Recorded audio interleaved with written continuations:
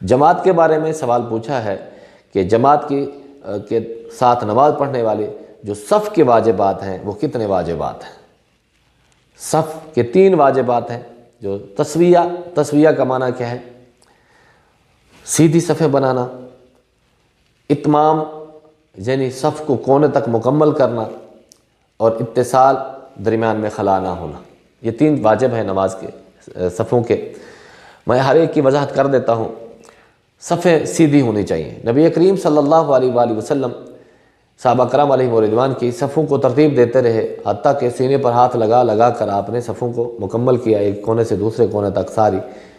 اور صحابہ کرام علیہ رضوان فرماتے ہیں کہ اس وقت تک نبی کریم صلی اللہ علیہ وآلہ وسلم ہماری صفوں کو سیدھا کرتے رہے جب تک کہ ہم سیکھ نہیں گئے۔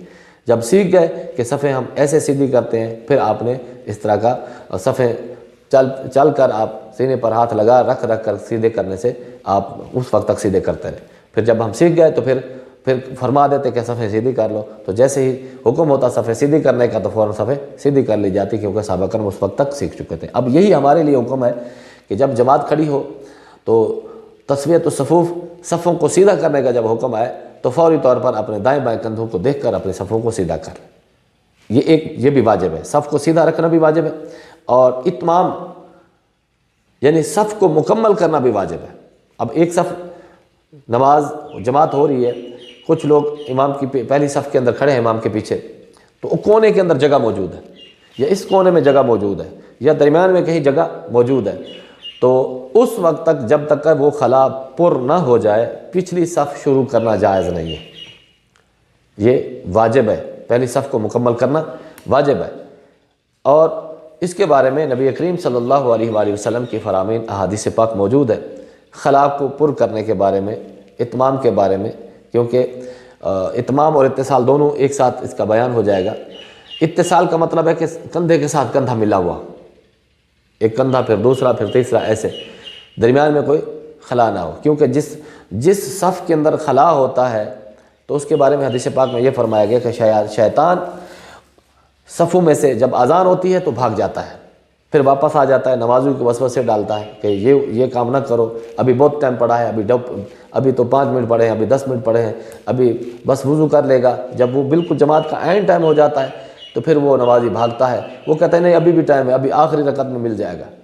تو پھر اگر وہ کسی نہ کسی طریقے سے بھاگ دوڑ کر مسجد میں پہنچ ہی جائے، جماعت میں صفوں میں کھڑا ہو جائے، پھر صفوں کے اندر خلا باقی ہو، تو پھر وہ شیطان وہ جیسے کہ بھیڑ کا بچہ ریوڑ میں سے ایک طرف سے گھستا ہے دوسری طرف نکل جاتا ہے، پھر دوسری طرف سے گھستا ہے تیسری طرف سے نکل جاتا ہے، تو شیطان یہی کام کرتا ہے، جس کی وجہ سے دلوں میں وسوسے پیدا ہوتے ہیں، خیالات پیدا ہوتے ہیں، اور نمازی نماز بھول جاتا ہے کہ کتنے رکعتیں پڑھی تھی۔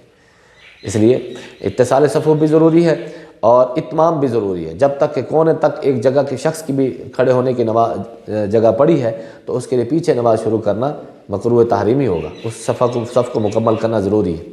اور یہ حدیث پاک میں یہ فرمایا گیا کہ جو شخص ایک خالی جگہ کو پر کرنے کے لیے چلتا ہے تو اس کا ہر قدم جنت کی طرف ہے۔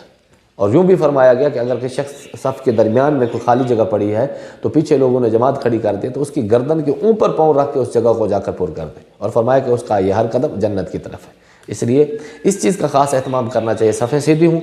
نبی کریم صلی اللہ علیہ وآلہ وسلم نے ارشاد فرمایا جب تک لوگ صفیں سیدھی کرتے رہیں گے ان کے دل بھی سیدھے رہیں گے، اور صفوں کے درمیان خلا ختم کرتے رہیں گے ان کے درمیان محبت قائم رہے گی۔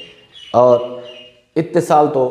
اتصال ہے اور اتمام ہے، تو یہ دونوں اس کے اندر آ گئے۔ اس لیے صفوں کو برابر کرنا، سیدھا کرنا، اس کو مکمل کرنا اور خلا کو پر کرنا، یہ نماز کے واجبات میں سے ہیں۔ واللہ تعالی عالم۔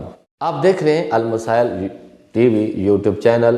آپ اپنے شرعی مسائل ہم سے معلوم کرنے کے لیے اب کمنٹ سیشن کے اندر اپنے سوالات پوسٹ کریں، اور انشاءاللہ وقت مناسب پر اس کا جواب دے دیا جائے گا۔